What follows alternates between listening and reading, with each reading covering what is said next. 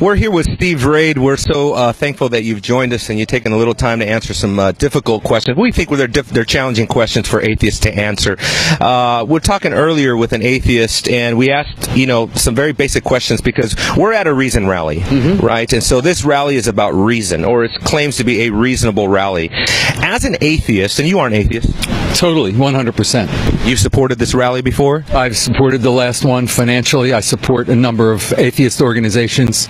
I'm an equal opportunity financial supporter of atheist organizations. Okay, now Stephen, as an atheist, can you give us the basis for, let's say, something like morality? One of your speakers' name is Lawrence Krauss.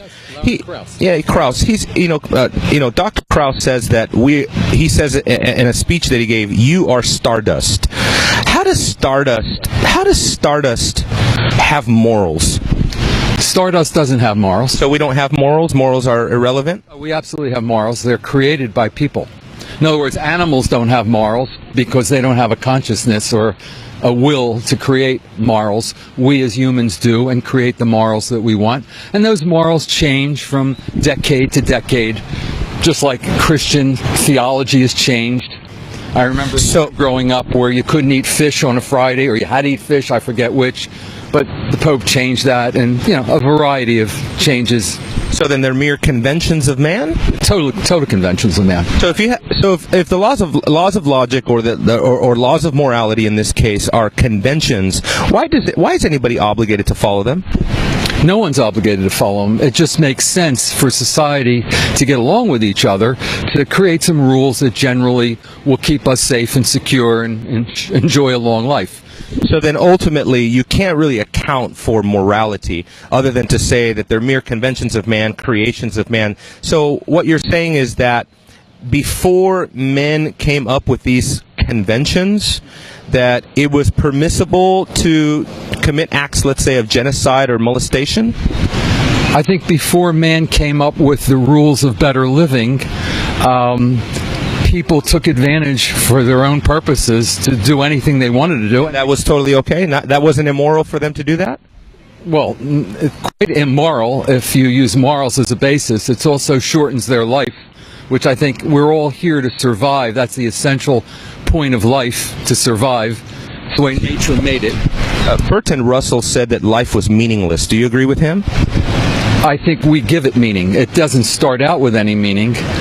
There's no newborn that has any meaning. Meaning is what we put into someone's mind. So when you die, life will cease to be meaningful? You will degrade biologically as what you are, a piece of biology. So given this worldview, is there really a cause for a person to view themselves, A, as meaningful, and B, to live life with dignity, knowing that life is actually, in terms of reality, meaningless? Well, number one, I never said that life is meaningless. Life is very meaningful if you give it meaning.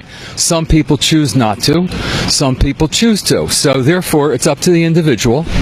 So can you see why, as a non-atheist, as a theist, as a Christian theist, why we have problems with the atheist worldview? Because in our estimation, if life is in reality, not pragmatically or conventionally, but in reality, meaningless, other than the meaning that you give to it, that life is certainly not a life that you can actually live out in reality. Isn't that true? No, not true at all. So you think it would be you think it would be useful for a person to live as a fatalistic, nihilistic individual in society that cares nothing about consequences or ideas? I don't think it's a good way to live. I'm sure some people do. But, as an atheist, all you're giving up is the belief that there's some supreme being. You're not giving up morality. You're not giving up working with other people, regardless of what they believe in. As long as it works to ensure your safety, security, and longest life possible, you do that.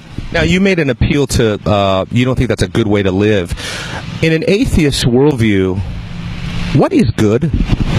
What is good is what makes you and other people happy and cooperative and improves the state of the world. That's good. And so who determines the standard of that goodness? Each individual has to determine their own standard, just as religion has its people that agree and disagree with each other. It's no that doesn't establish or give us any sort of rule of morality. So in other words, at the end of the day, if a pedophile thinks, let's say they belong to NAMBLA, they believe it increases their happiness to be pedophiles. Who is the atheist to deny that pedophile their right? I think the law of which atheists are a part of decide what is acceptable and not acceptable in human behavior, and we punish people, regardless of their religion or non-religion, for breaking society's rules. So once society rules that pedophilia is acceptable, it will de facto make pedophilia right? I don't think that's ever going to happen, but if you're talking on a theoretical... Happens every day in the Middle East. Well, it might, but that's certainly not here. And at this point of human society, we can't control what the rest... So as an atheist, are you prepared to live with the consequences of saying that, in fact, child molestation is not morally wrong? No, I'm not personally willing to live that way, and I think most people are not willing. Are you willing to accept philosophically that that's where you are? I'm willing to accept philosophically that anything is right or wrong, only thinking makes it so. Those words were coined by Shakespeare, and they're very true. I will get a medal for killing 1,000 ISIS members, and I'll go to jail for shooting this girl running by. So it's a matter of what society thinks is right or wrong. Some members of society feel I should go to jail for killing 1,000 members of ISIS. That's where the law comes in. So we look to follow the law and hope society follows the laws and changes as human beings change their ideas. Correct, but you do not. But you do acknowledge that when you have morals that are relative, even something like pedophilia is not something that you can actually objectively condemn. When you talk about moral relativism, which is what I think you're talking about... We're Stardust, remember? So how does Stardust, and you said you agree, how does Stardust have morality? Stardust is a physical thing. It's not conscious, it's not human. Are morals physical? No, morals are conscious-driven. And so they're not. Are they material or immaterial? They're immaterial, yes. We give them materiality by following them, but they're essentially immaterial. So they're abstract, not physical? Yeah, it's like God created out of nothing, supposedly, according to the Christian myth, a world in 7 days. In other words, he took a bunch of stardust or chaos, which was nothing, and created a world, supposedly. Now, Stephen, is it possible that as an atheist that you are mistaken in your atheism? Is it possible that you're wrong? Not possible. It's not possible. How do you know that for certain? Because I know that 2 and 2 is 4. I know. How do you know that? I know that I learned it, and it makes sense as I add things together. I gave something that's this big 2 and this big 4, and they work together. Isn't that solve problems? But isn't mathematics based on reason? Mathematics is based on reason, yes. How do you know your reason is valid? Only because I understand basic physics. All things are made of atoms. But don't you use your reason to understand physics? Yes, I do. So how do you know your reason is valid before you interpret any data whatsoever? Well, reality keeps changing, or our understanding of reality keeps changing as we get more knowledge. But you have to use reason to know that reality changes, correct? Yes, you have to use reason. So then, is the atheist argument for the laws of logic or reason in this point is that reason is reasonable because reason is reasonable? That sounds a little convoluted. Sounds viciously circular. Yeah, very circular. I don't know that I buy into that. Do you have a different argument? Because that's just, unless I misunderstood you, that's pretty much what you're saying. I don't have an argument. I have an understanding of fact, scientific fact, that yes, we're all made of stardust, and so is this earth that we're standing on, and we'll end up back as we started, and whatever happens in between, we create ourselves based on what we believe at the time, and those beliefs are constantly changing, There was a time there was no such thing as Christianity. Then there became a time, and then there'll become a time where there is no Christianity. And it's all an evolving set of beliefs that ultimately will all end us up in the same place anyway. Stardust. That's reality. Now, Stephen, you made an appeal to several things there, like, the fact that that we came from Starbucks, that that we'll return to stardust. All of those things assume the basis of reason. All of those things assume the laws of logic. So then what you're saying basically is that atheism cannot account for the laws of logic, because unless I'm mistaken, you didn't give me a basis for logic or reason, or you cannot account for why you are actually rational. The basics of logic are my eyes, my ears, my brain, and when they all work together to show facts that can be replicated and proven, they stand as reality. That's what creates reality. But isn't so? The two things that you're appealing to there is your reason and your senses, right? Because you're talking about what you can observe and also what you reason. Mm-hmm. But our question is a bit more fundamental. How do you know your reason and your senses are valid? I'm born with them, and they work for me. Have you heard of the logical fallacy called begging the question?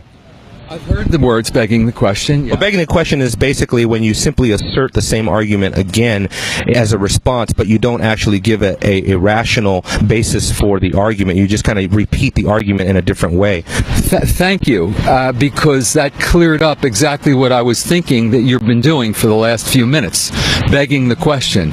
You have an agenda. How so?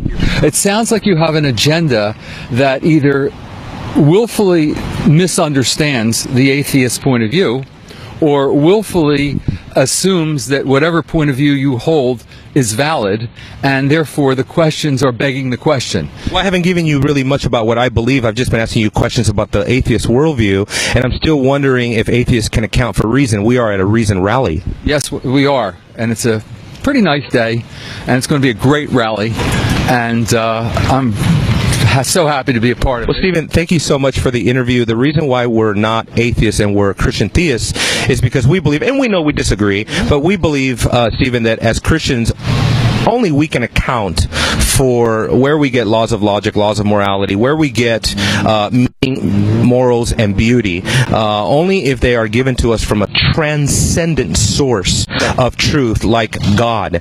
And because God has given us these things, we're able to be rational. So our argument for the existence of God is that without Him, you couldn't know or prove anything. So, making the question that there is a God. You have no more. I have more proof that we're stardust than you have proof that there's a God.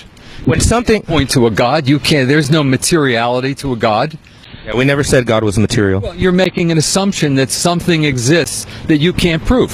So that's called a belief, and you're entitled to beliefs. But then you get into, well, what belief's the right belief? Is the Islamic belief the right one? The Jewish one? The Christian one? How about the Scientologists? Everyone's got a belief. Is it yours that's the only one? Whatever that belief is yours the number one and the other 99 don't count? You get into a very heavy situation where it all becomes nonsense, because who's to say which one's right and which one isn't? Of course, I mean that's called the conflict of worldviews. We each have to. We're in a world where we have competing worldviews, and obviously our worldview is based on revelation from God. Right. We do believe the Bible is revelation from God, and because God has given us His revelation, we can know certain things absolutely for certain. But again, unless you have a different answer, I don't think atheism so far in our day, the day that we've been going around talking with people, can account for things like morality, can account for human dignity, can account for things like laws of logic, especially, as you have asserted, we are all stardust. Okay. Well, let me answer this.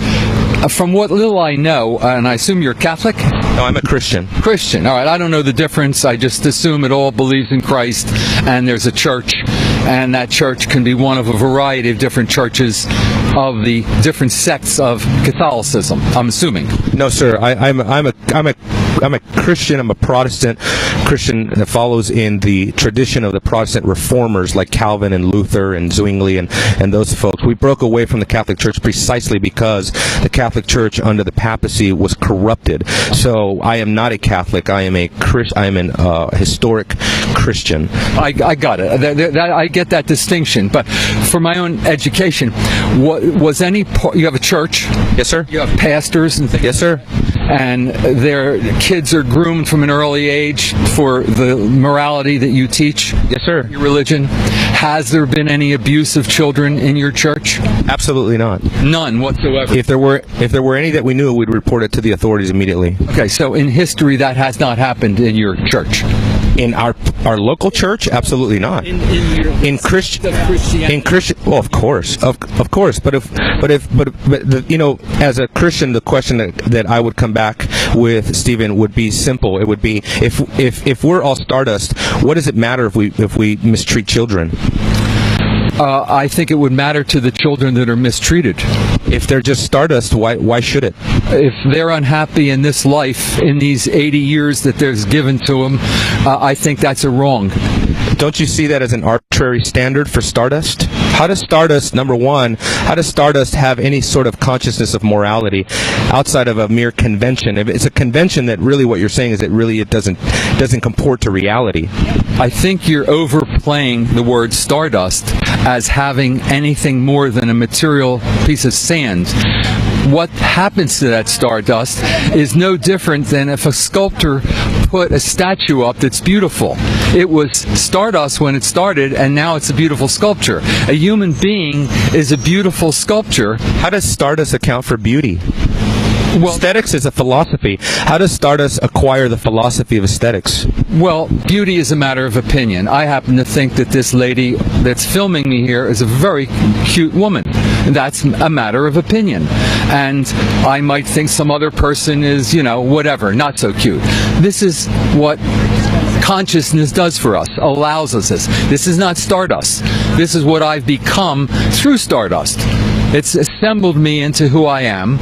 So we need to talk about where we are now, not what our original source was, because that begs the question that you're nothing. So atheism doesn't have any regard for metaphysics? I don't understand metaphysics. Well, metaphysics is a little airy-fairy, so to speak. I don't know. Well, actually, if you go study philosophy, I mean, you're going to study metaphysics. Metaphysics is just your theory of reality. Oh, okay. All right. So how does the undergirding reality of atheism conform to what we see around us? What we see a moral universe, we see a logical universe, we see a society that lives out a worldview that indicates that we're dealing with rational, moral, and ethical type creatures. But if the atheist metaphysic is that in fact morality doesn't exist, why are we living moral to begin with? First of all, you made a statement that atheists don't believe morality exists. Not metaphysically. In other words, you said that they're conventions of man. Yeah, they are conventions of man. Morality, very important. You can't have a good society without morality. Has to be rules, generally agreed to by all, but not agreed to by 100%. That's why we have genocides, and that's why we have killings, and all kinds of other bad things, because some people don't subscribe to the same level of morality. Whether they be Christians or Jews or Muslims, they have a variety of opinions. Atheists only have one difference. They reject all of the bull, all the crap that has no meaning, that's based in belief rather than reality. The reality is we're here, we create our own morality, and the other folks who rely on religion, each one believes what they believe and rejects the other 99, and that's no solution for a better world. Well, don't you know, Stephen, that the obvious answer coming back is if truth is relative, right, and metaphysically we cannot establish that morality exists, what's the point in believing in distinctions like what you believe versus what I believe? Ultimately, it doesn't matter. It is, as John Paul Sartre said, that if God does not exist, everything is permissible. Or it is as many other, like Bertrand Russell said, life is absolutely meaningless because, in fact, we're living in a chance universe. If we're living in a chance universe, why do we have meaning? Number one, you're cherry picking a couple old philosophers, and Bertrand Russell's pretty contemporary. well, they're all intelligent people, no doubt, but you're cherry picking a couple statements, and you could probably take 50 statements that are opposite to those two. I would say that we're living in a society with a lot of morals, some following, some not, forever changing those morals. Last year's morals are different from this year's morals. Your belief in gay or lesbian might have been way different 20 years ago than it is today. So we evolve, and we will continue to evolve, and evolve as atheists, okay? Because we don't put our belief in some fixed book or deity that we can't prove existed, and we're putting words in that deity's mouth. Anything else? Anything else to? So, Stephen, okay, now that you say you're God, I mean, are you omniscient? Omnipotent? No, I'm not. Omnipresent? I'm not omnipotent, omniscient, or omnipresent. So how do you define God? I define God as the ruler of my universe. That's not the proper, acceptable philosophical definition of God. You won't find that in any encyclopedia or dictionary of philosophy or religion. That's true, you might not, but You will not. it's a very practical way of living your life, in believing you're in control of what you believe. Is everybody else entitled to believe that they're God? They are entitled. Yes. If you're God, that means you set the rules, and so the pedophile can be God and molest children with impunity? No, you can only set the rules for yourself, and if society disagrees with those rules, you end up in jail. So Maybe the pedophile wants to be in jail. Maybe that's part of his sick, demented way of life as a god. that's quite possible, and That's a scary conclusion to come to, Stephen, as a worldview. I'll tell you that right now. Anything else you want to say? Last point. No, I appreciate the opportunity to speak. Enjoy the Reason Rally, and let's both have fun with it, whichever way we believe. Thank you, Stephen. Thank you.